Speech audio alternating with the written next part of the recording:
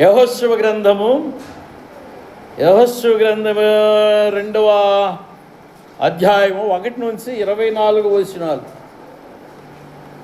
అచ్చమైన భాష, స్వచ్ఛమైన భాష, బైబిల్ గ్రంథం తెలుగులో అచ్చు ఒత్తించబడి ఈ మనుషులకి ఇవ్వబడింది. ఇది ఇంగ్లీష్ భాష ఉంది, హిందీ భాష ఉంది. మనకివ్వబడిన భాష తెలుగు. తెలుగులో చక్కటైన సరళమైన భాషలో రాసింది, కానీ లోపల ఉన్న అర్థాలు మాత్రము బోధించని ఎడల అవి అర్థం కావు. బోధించని ఎడల అర్థము కావు. గురువు లేని విద్య గుడ్డి విద్య. అవునా? గురువు లేని విద్య గుడ్డి విద్య. చెప్పేవాడు గురువు లేకపోతే ఆ నేర్చిన విద్య అంతా ఒకటిదే అన్నట్టు. దేవునికి స్తోత్రాలు. ఈ 2వ అధ్యాయము 1 నుంచి 24 వచ్చిన వరకు మీరు చదువుకోనండి. దానిలోని భావం మాత్రం నేను తెలియజేయగల. అయినను సరే ఇక్కడ ఒక వాక్యమన్నా చదువుదాం ఈ వారము.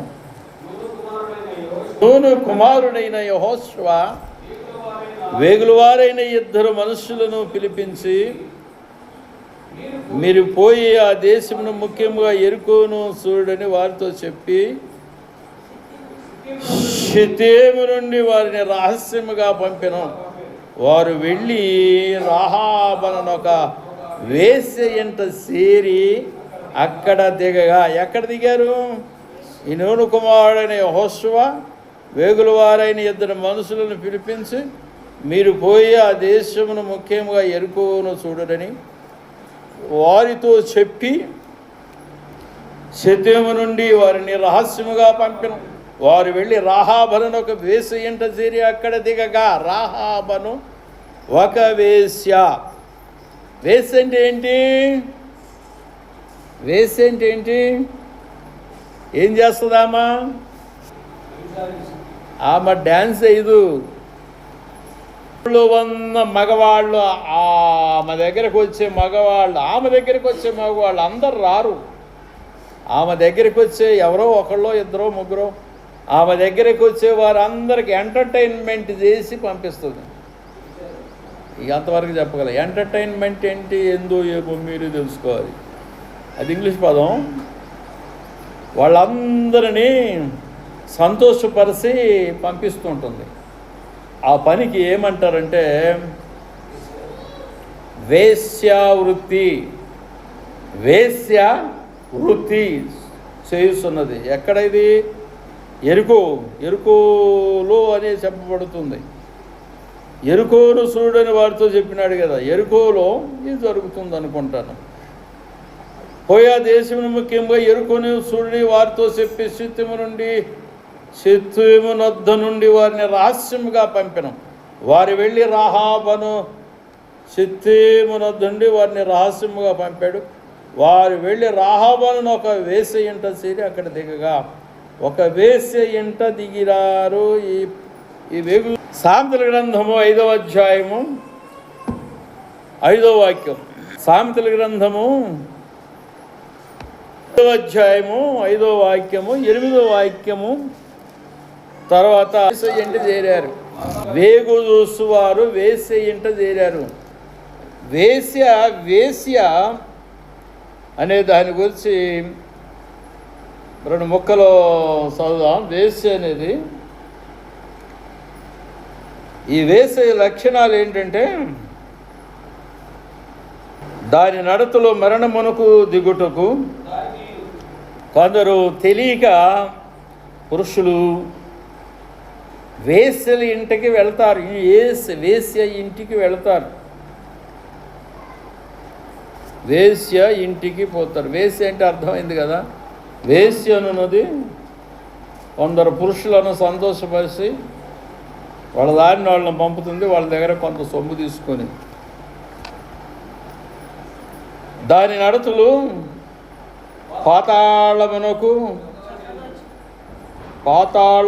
దాని అడుగులు పాతాళమునకు చక్కగా చేరును.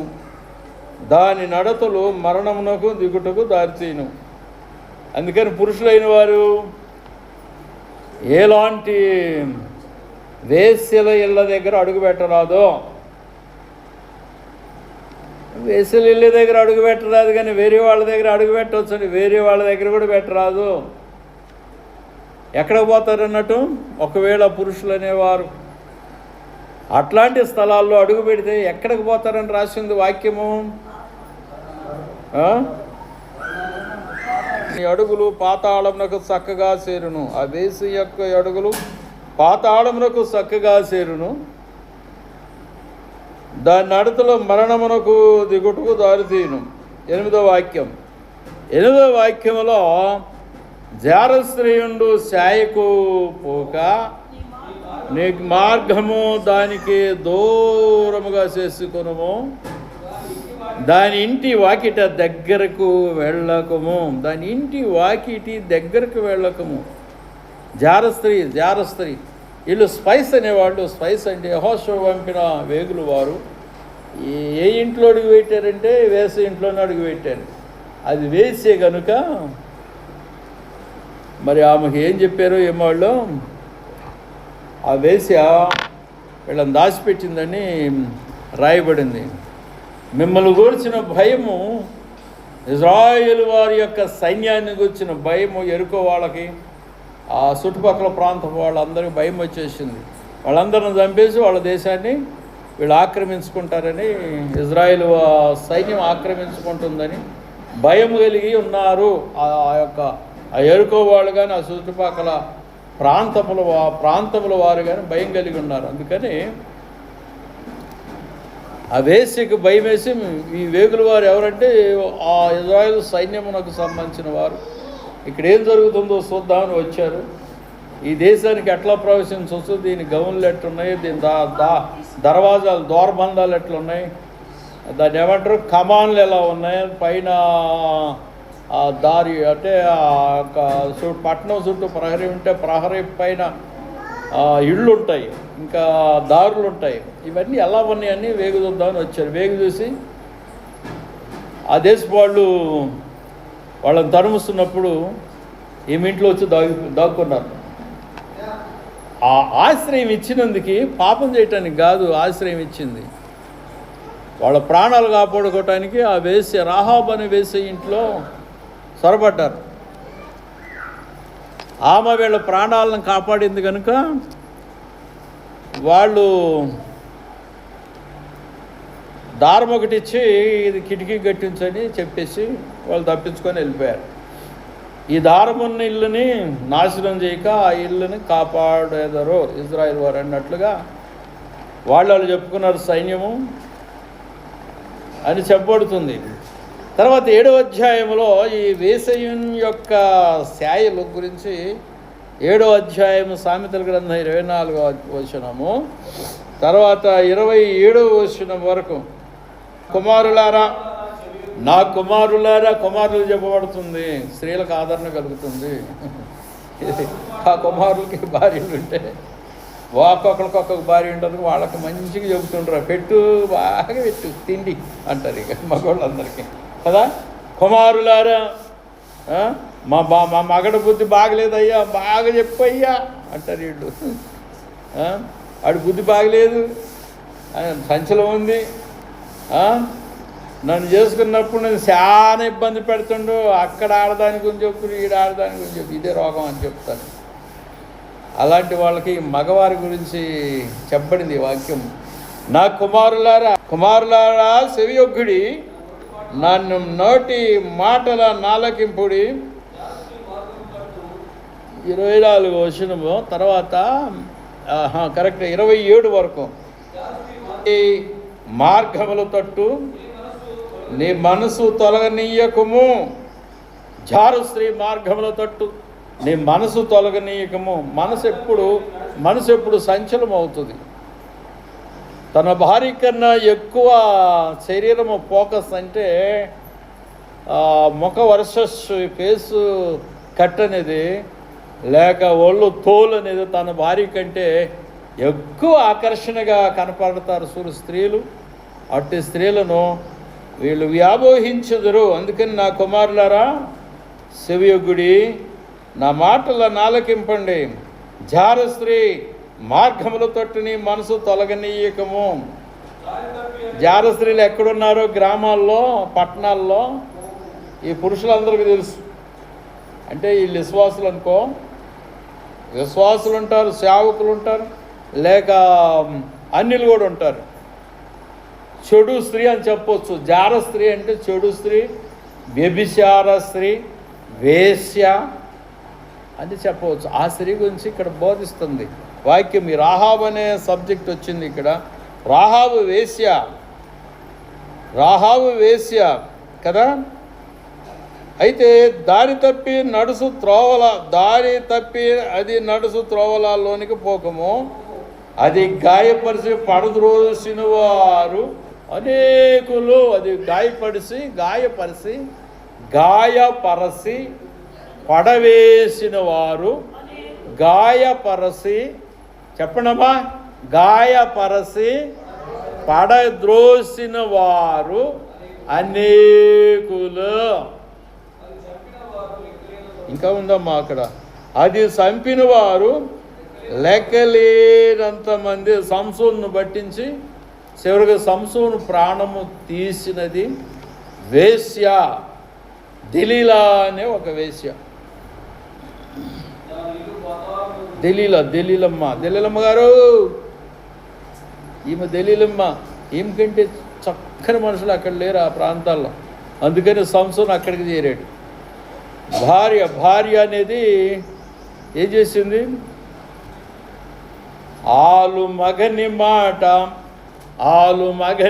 మగడంటే మగుడు, భర్త. వాడు తాగుబోతు భర్త అయితే ఎట్లా చేయాలి నాకు తెలియదు. ఎడ చేసుకుంటాడు, 2 చెంపలు కొట్టు, తర్వాత చూద్దాం. మగని మాట గడ్డంబు వచ్చినా కాదు అది నుదుటి రాలుగానే. నుదుటి రాలు అనే శబ్దాన్ని వేమన గారు రాశాడు, కానీ మనం ఒప్పుకోం. అవి కితాబులో రాసిన మాటలు అంటాం. కాదు నుదుటి రాలు కానీ అట్టి ఆలు విడిసి అడవి నుండుట మేలు అని విశ్వదాభిరామ అనుకుంటా పాడుతున్నాడు. పాట కాదు అది, బుద్ధివాక్యం. ఒకటే మాట ఉంది అందులో. ఏం మాట ఉంది? మగవాని మాటకి అడ్డంబు వచ్చిన అంటే మగని మాట మేరటం అంటారు. మగవాని మాట స్త్రీ మేరకూడదు లెక్క ప్రకారం. అసలు అయితే చెప్పినట్టు వినాల. ప్రతి మాట ప్రతిదీ వినవలెను. వినకపోతే వంగబెట్టినారు బుద్ధి వీగిపోయినా పారిపోద్ది. అమ్మలింటికి పారిపోద్ది, ఇక దొరకకుండా పారిపోద్దిరా బాబోయ్. అందుకని అడ్డంబు వచ్చినాయి అని మగని మాట లక్ష్యం లేని ఆడవాళ్ళు ఏంటంటే అంటాడు. మగవాడి మాట లక్ష్యం లేదు ఈ ఆడవాళ్ళకి. ఎవడ భార్య వాడి మాట వినదు, ఎట్లా తన్నులు తినటానికి తప్ప ఇంకేముంది. బుర్ర ఖరాబ్ అయింది మగవాళ్ళ బుర్ర. చెప్పండి చూడండి. అది గాయపరిచి పడదోసిన వారు అనేకులు, తర్వాత అది చంపిన వారు లెక్కలేనంత మంది. ఉదాహరణ, సంసోని యొక్క ప్రాణాన్ని తీసేంత వరకు ఆ వేసినే దెలీలా సంసోన్ని వెంబడించిందయ్యా. ప్రాణం తీసే వరకు అది భార్య ఆ పని చేయదు. అడ్డం చెప్తుంది, కానీ అప్పుడప్పుడు తెలివి తక్కువది. నా దృష్టిలో తెలివి తక్కువది, మీ దృష్టిలో తెలియగలిగింది కదా. నా దృష్టిలో తెలివి తక్కువ ఆడది. మగవాని మాటకు అడ్డంబ చెబితే చాలా కోపం వస్తుంది. దేవుని స్తోత్రాలు. బైబిల్ వాక్యంలో వేసి అనేది ప్రాణం తీస్తుంది. సంసోను ప్రాణం తీసింది ఉదాహరణది. దాని ఇల్లు 27 వచ్చిన వరకు, దాని ఇల్లు యేసు యొక్క ఇల్లు పాతాళమునకు పోవు మార్గం. ఇంకొక శరణం ఉంది అందులో. ఆ మార్గము మరణశాలలకు దిగిపోవును. ఆ మార్గము స్త్రీలకు కూడా అర్థమవుతుందని వాక్యం చెప్పా. అక్కడ వచనం ఉంది కనుక చెప్పక తప్పదు. సిగ్గు విడిసి చెబుతారు, సిగ్గు లేని వారు అంటావా? సిగ్గు విడవరు, చెప్పుడే ఉంటుంది, దంచుడే ఉంటుంది వాక్యం కదా. ప్రైజ్ లార్డ్, చెప్పుడే ఉంటుంది. ప్రైజ్ లార్డ్, హల్లెలూయా. చూడండి, ఆమె యెహోవాను గూర్చి వినిందండి. ఈ యొక్క రాహాబు అనే ఒక వేశ్య యెహోవాను గూర్చి విన్నది. తర్వాత యెహోషువ గ్రంథము 2వ అధ్యాయంలో 9-10 వచనాలు. ఇక్కడ యెహోషువ గ్రంథం 2వ అధ్యాయంలో 9-10 వచనాలలో మీ అందరికీ ఒక ప్రశ్న అడుగుతా. ఇప్పుడు మీరు ఆన్సర్ చెప్పలేరు, నేను ప్రశ్నలు వేసినా ఆన్సర్ నేనే చెప్పాలా వాటికి ఆన్సర్ మరలా కదా, నేనే చెప్పాలా. మీలో మీ మగనికి, నీ మగనికి అనాలి. మీ మగనికి అంటే మీ అందరూ వస్తారు. నీ అంటే నీ ఏకవచనం వస్తుంది. మీ అంటే నీ మగళ్ళకు అనాలా, లేకపోతే నీ మగనికి అడ్డంబు ఇచ్చిన వారు ఎంతమంది ఉన్నారు? శైలెత్తండి. ఇదే మార్మన్స్ అంటే, లేకపోతే నీకు మార్మన్స్ లేనట్టే. అవును, మీ ఆయనకి ఎందుకు అడ్డం చెబుతున్నావు? తిక్కలదానా, పిచ్చిదానా? చాలా రాంగ్ అది. ఆ రాజుగారి మాటకి అడ్డం చెప్పింది చక్రవర్తి. సార్వభౌముడి మాటకి ఆమె పేరు వస్తి అనుకుంటా, రాణి వస్తి.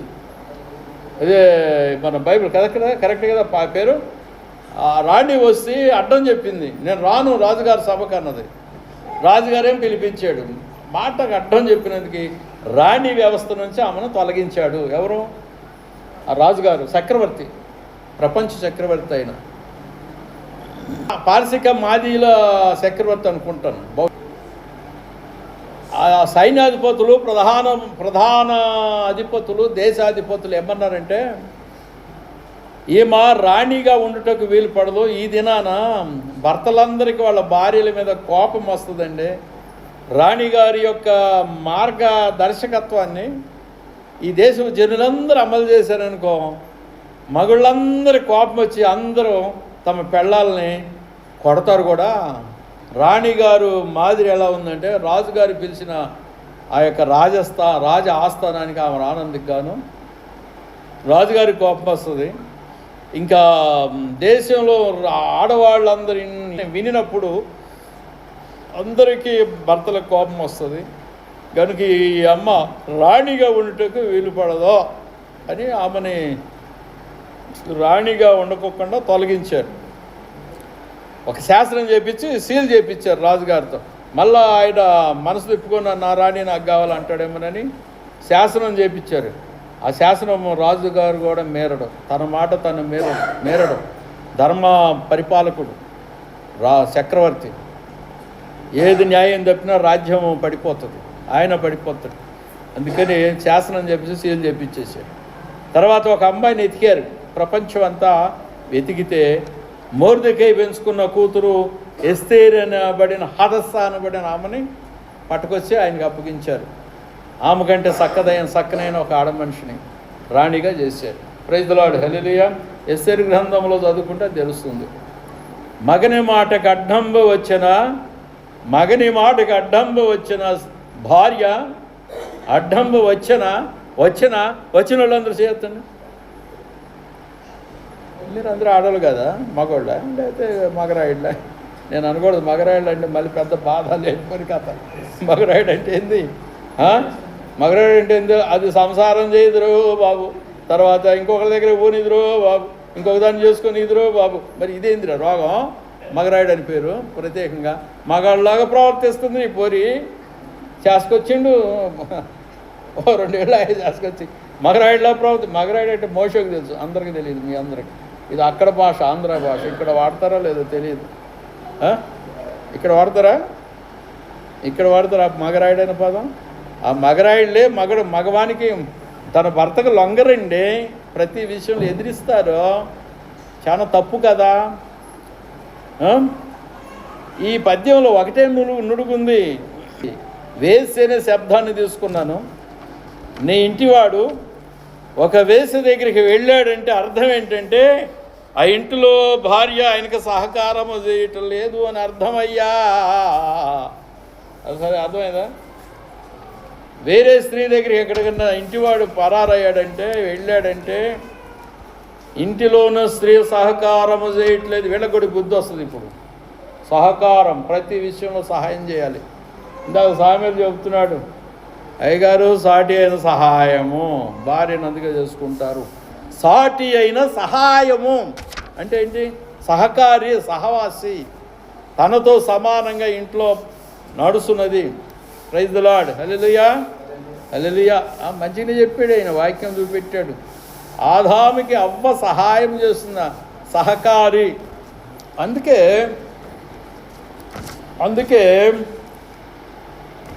పురుషుడు స్త్రీని చేసుకుంటాడని వాక్యం చెప్పబడింది. నేను అది చెప్పలేదే. నేనేం చెప్పా? పురుషుడు కంట్రోల్లో ఉండాలంటే భార్యను చేసుకునవలెను, స్త్రీని చేసుకునవలెను, సొంత స్త్రీ ఉండాలి అని చెప్పబడుతుంది, పరస్త్రీ కాదు. ఇక్కడ వాక్యంలో రాహాబుని గురించి చెప్పబడిన అంశం ఏంటంటే 9వ వచనం, 2వ అధ్యాయం 9వ వచనం, 10వ వచనం, 9వ వచనం 10వ వచనం వరకు చదవచ్చు. కానీ ఈ యెహోషువ గ్రంథం 2వ అధ్యాయం 9-10 వచనంలో యెహోవా ఈ దేశమును మీకు ఇచ్చుచున్నాడనియు, మీ వలన మాకు భయము పుట్టుననియు, మీ భయము వలన ఈ దేశ నివాసులందరికీ ధైర్యము చెడుననియు నేను ఎరుగుదును. 10వ వచనం, ఐగుప్తు దేశముల నుండి వచ్చినప్పుడు మీ ఎదుట యెహోవా ఎర్ర సముద్రమును నీరును ఎలాగూ ఆరిపోజేసినో, యోర్దాను తీరముననున్న అమోరీల ఇద్దరు రాజులైన సిహోనుకును ఓగుకును మీరేమి చేసితిరో అనగా మీరు వారిని ఎలాగూ నిర్మూలము చేసితిరో ఈ సంగతి మేము వింటిమి. అద్భుతాలని విన్నామయ్యా, మాకు భయం వేసింది. మా దేశం మీదకి వచ్చి ఇజ్రాయేలీలు వస్తారు, మా దేశం మీదకి వచ్చి మా దేశాన్ని ఆక్యుపై చేసుకుంటారు, స్వాధీనం చేసుకుంటారు, మమ్మల్ని మా దేశం నుంచి తోలివేస్తారని భయం వేసింది. అది నిజమే, మీరు ఇప్పుడు వచ్చేసారు కనుక ఏంటి చెప్పండి అంటే, అమ్మా నీవు యెహోవాని నమ్మితే, ఇదిగో మా దేవుని నమ్మితే నీ కుటుంబం రక్షించబడుతుంది కనుక ఈ నూనె తీసుకొని కిటికీ కట్టమన్నాడు. Praise the lord. Hallelujah, hallelujah. దీనిలో ఒకడు ప్రభువుని గురించి వింటాడండి. ఈమె యెహోవాని గురించి విన్నది వేశ్య అనబడిన రాహాబు అనే వేశ్య యెహోవాని గురించి విన్నది ఒకటి, ఆయనకు చేసిన కార్యాల గురించి విన్నది. వాళ్ళందరూ నోటి నుండి నోరు దాటితే ఊరు దాటుతుంది. అమ్మాయి ఓ పిల్ల, నోరు దాటితే ఊరు దాటుతుంది. నోరు మూసుకుని కూర్చో ఇంట్లో. నోరు విప్పినవనుకో, నీ నోట్లోంచి మాట ఊరు దాటిందనుకో, ఊరు దాటితే దేశం అంతా మోగుద్ది. అందుకని ఎవరి గురించి చెప్పకుండా మౌనంగా ఉండటం బెటర్. దగ్గర లెక్క ప్రకారం వాడు దొంగ ఈడు దొంగ అనటం కంటే ఆ పాస్టర్ మంచోడు ఈ పాస్టర్ మంచోడు కాదు, లేకపోతే ఆ విశ్వాసం మంచిది కాదు ఈ విశ్వాసం మంచిది కాదు, వాడి పెళ్ళం మంచిది కాదు ఈడి పెళ్ళం మంచిది కాదు, మా ఇంట్లోది మంచిది కాదు. ఎందుకండి ఆ దురద నోరు? అవి చెప్పొద్దు. శుభంగా సక్రంగా దేవుని మందిరం కొల్లా ఉంటుంది, జోరు తీసి వచ్చి ప్రార్థనలో కూర్చో, ఏ గొడవ ఉండదు. Praise the lord. హల్లెలూయా. ఆదివారమే కాదు, ఎల్లవేళ్ళ డోర్ ఓపెన్గా ఉంటుంది. మేము వెళ్ళిపోయామనుకో ఇద్దరం మా అబ్బాయి దగ్గర డోర్ ఓపెన్ ఉంటే తాళం ఉంటుంది, మీ ఇష్టమే కాదు. వాడు రమ్మంటుండే కూడా, మా దగ్గర ఉండండి ముసలిగాళ్ళు మీ ఇద్దరు. ఈ వయసుకు గాని వస్తుంది కదా, నేను ముసలికి గాని వస్తాను, బొచ్చు అంతా నడిచిపోయింది కదా, నెత్తి అంతా ఏమైంది, ఇంకొద్ది రోజులు అయితే అలాగా అయిపోతాయి, కిరీటం అవుతుంది నాకు. అది చూడు, నెత్తిల మీద ఉన్న వీటిని ఏమంటారు చెప్పండి? వీటిని ఏమంటారు? నా కిరీటం నీకేమంటారు? నేను నల్లగా రంగేసుకుంటావా? వీటిని ఏమంటారయ్యా? ఏ బ్రదరు? వెంట్రుకలు అంటాడు, గడ్డి అంటా నేను. గడ్డి ఆ స్త్రీలకు ఎంత పొడుగుందో చూడు గడ్డి. నెరసిన వెంట్రుకలు కాదు బ్రదరు, దీన్ని గడ్డి అంటారు. గడ్డి. ఈ గడ్డిని గుండు గీరితే ఎట్లా ఉంటుంది? అప్పుడు అందంగా ఉండదు. యెహోవా అంటాడు, నీ గుండు గీస్తాను అన్నాడు. గుండుని యెషయా గ్రంథం 3వ అధ్యాయం 16వ వాక్యంలో ఉంది. 16 నుంచి 21 వరకు చదివితే దానిలో ఉంటుంది ఈ మాట. నీ నెత్తిని గుండు గీస్తాను అన్నాడు. ఎందుకో చెప్పాలా? ఈ గడ్డిని ఆధారం చేసుకున్నావు, ఇది సొగసైన కిరీటం అంటున్నావు కదా పురుషులకి. స్త్రీలకు మరి అది ముసుగు అన్నాడు కదా. వెంట్రుకలండి దీన్ని నేనేమో పిలుతున్నా గడ్డి అంటున్నా. ఈ గడ్డి తీసేస్తే అందమంతా వికారం అయిపోద్ది. నీ ముఖం వైపు ఎవరు చూడరు. వారు వారసూపులు చూస్తూ ఇటు నడుతుంటే ఇటు చూస్తుంటారు, ఇటు నడుతుంటే ఇటు చూస్తుంటారు. ఏం నడకది నీ నడక, పాడుపాటి నడక, బజార్లో నడుచుకుంటా.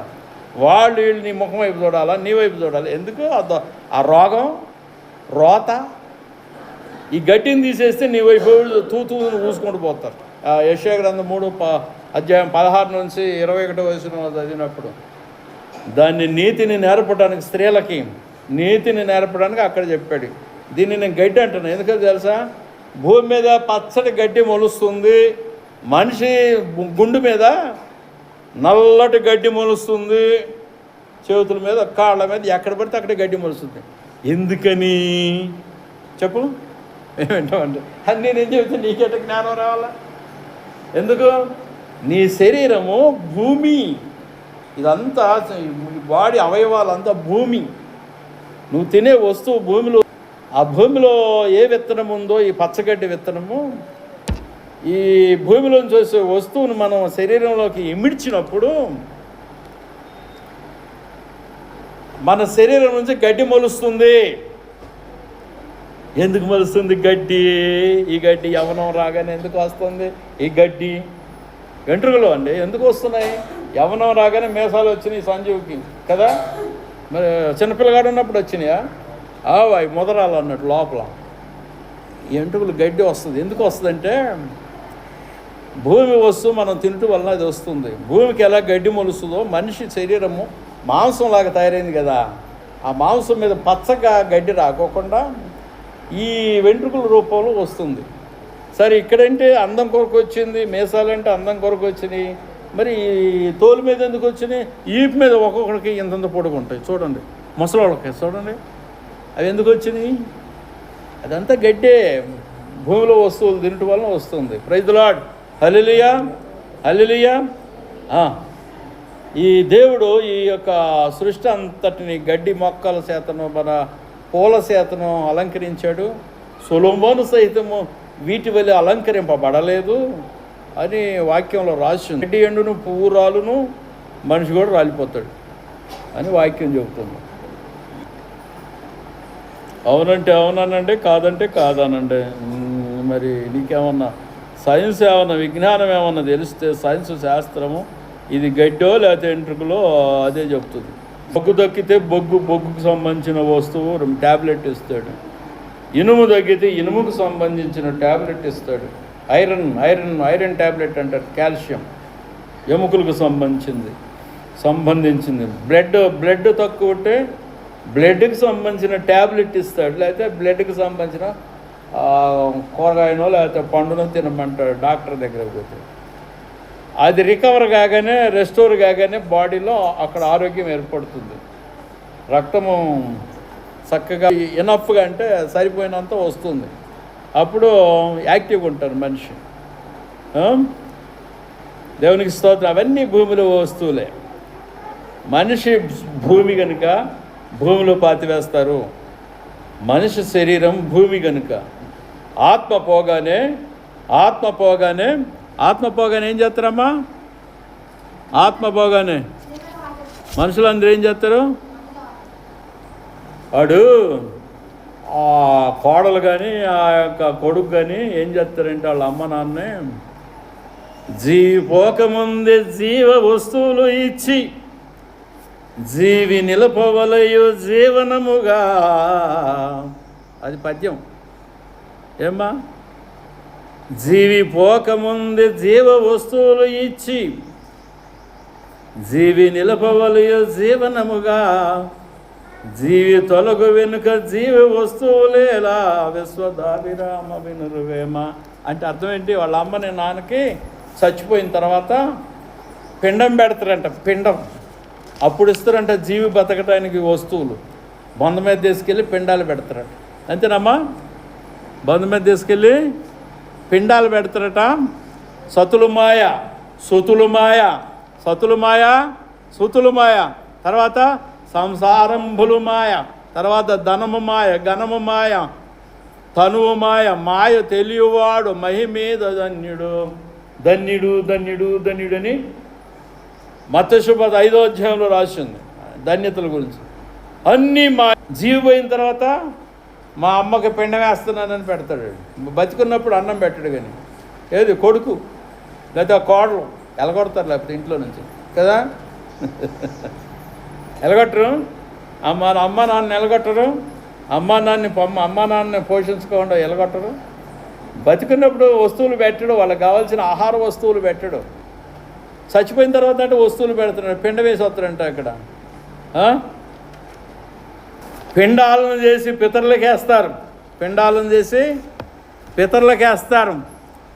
పిండములను చేసి పితరులకు తలపోసి కాకులకు పెట్టు గాడిదలారా ఏమంటాడమ్మా, పెంట తినుడు కాకి పితరుడెట్లాయిరా విశ్వదా విరామ వినురవేమా. ఏం పాడతాం పాట?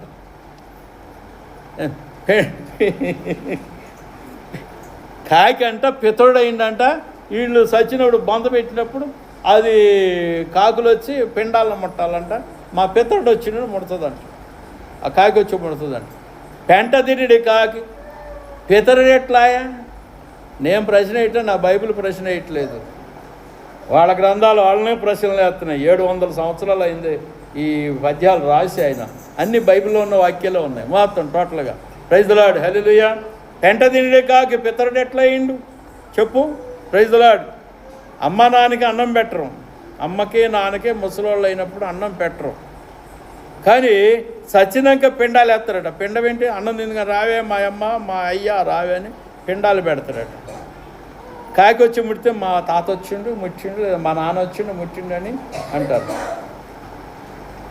పితరుడు ఎట్లయింది కాకి అంటున్నాడు వేమన గారు. ప్రైజ్ ది లార్డ్, హల్లెలూయా హల్లెలూయా హల్లెలూయా. ఒకడు ప్రభువును గురించి వినటం వలన రక్షణ కలుగుతుంది. రోమాపత్రిక 10వ అధ్యాయము 13 నుంచి 17 వాక్యాలు.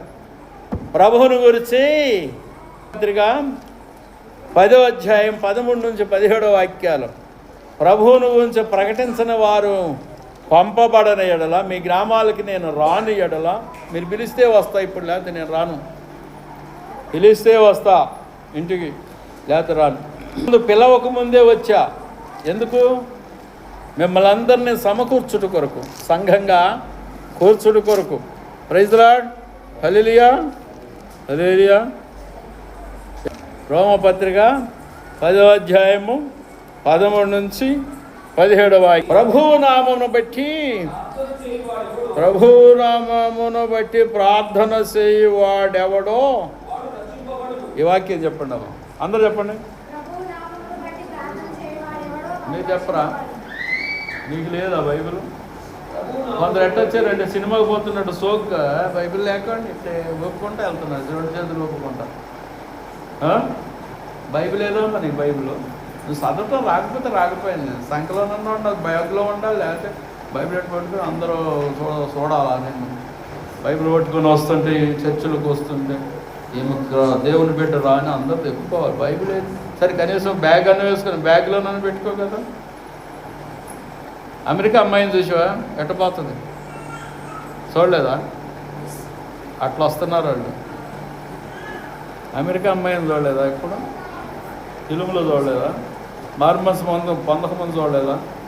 గొడిగేసుకుంటుంది, డింగ్ డింగ్ డింగ్ తిప్పుకుంటుంది, ఉంటుంది. ఆడు మగోడే, ఆడదాగా వేషం వేసుకున్నాడు మగోడే, వాడి పేరేదో ఉంది.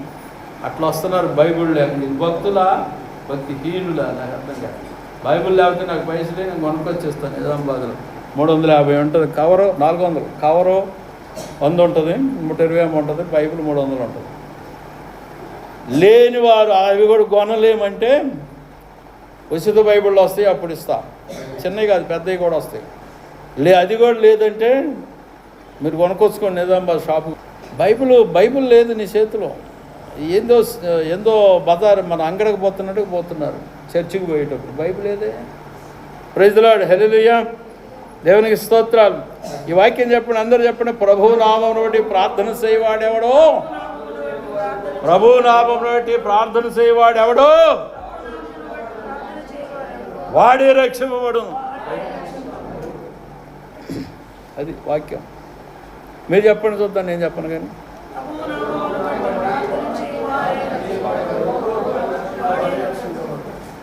ఎందుకని? అది వాగ్దానం, మానవ కోటికి ఇవ్వబడిన వాగ్దానం. ప్రైజ్ ది లార్డ్, హల్లెలూయా. నామమును బట్టి ప్రార్థన చేయవాడెవడో వాడు రక్షింపబడును. వారు విశ్వసింపని వానికి ఎట్లు ప్రార్థన చేయదు. వినని వారిని ఎట్లు విశ్వసించు, వినని వారిని ఎట్లు విశ్వసించు, వినని వారిని ఎట్లు విశ్వసించుదురు. ప్రకటించువాడు లేకుండా వారెట్లు విందురు. ప్రకటించువారు పంపబడని ఎడల ఎట్లు ప్రకటించుదురు. ఇందు విషయమై ఉత్తమమైన వాటిని గుర్చిన సువార్త ప్రకటించువారి పాదములెంతో సుందరమైనవి అని వ్రాయబడి ఉన్నది. అయినను అందరూ సువార్తకు లోబడలేదు.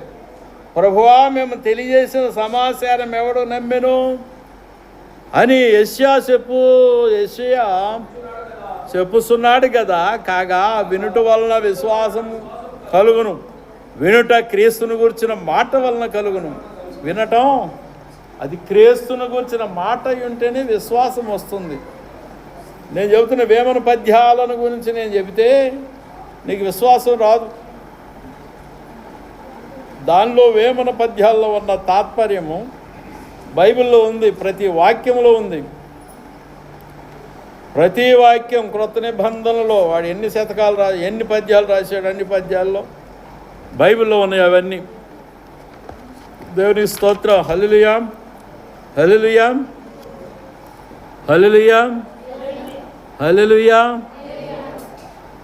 పాపాత్మురాలు యేసుని గురించి వినిందండి బైబిల్ గ్రంథంలో, రక్షణ పొందింది. లోకాసువార్త 7వ అధ్యాయంలో 36వ వచనం అంటే 4 వచనాలు కలపాలి. 40 ప్లస్ 10 వచనాలు 36, 4, 14 వచనాలు చరిత్ర రాసి ఉంది. 14 వచనాలలో రాసి ఉంది ఈ పాపాత్మురాలు గురించి. లోకాసువార్త 7వ అధ్యాయం 36వ వచనం నుంచి 50వ వచనం వరకు ఉంటుంది. మీరు ఆ వాక్యాన్ని ధ్యానించిన ఎడల పాపాత్మురాలను ఒక స్త్రీ దొరుకుతుంది. యెహోషువ గ్రంథంలో ఏ స్త్రీ దొరికింది? ఏ స్త్రీ దొరికింది యెహోషువ గ్రంథంలో? వేశ్య. దాని పేరేంది?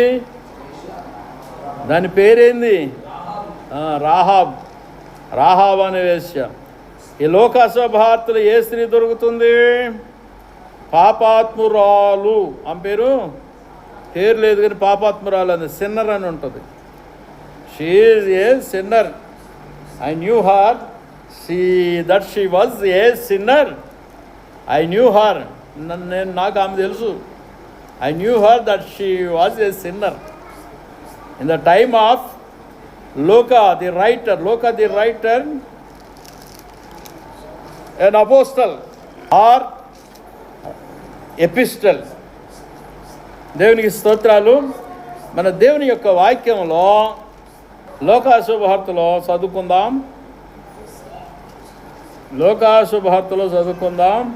7వ అధ్యాయము 36 నుంచి 50. దీంతో వాక్యం ఆఫ్ చేస్తున్నా. వచ్చే వారము చూద్దాం.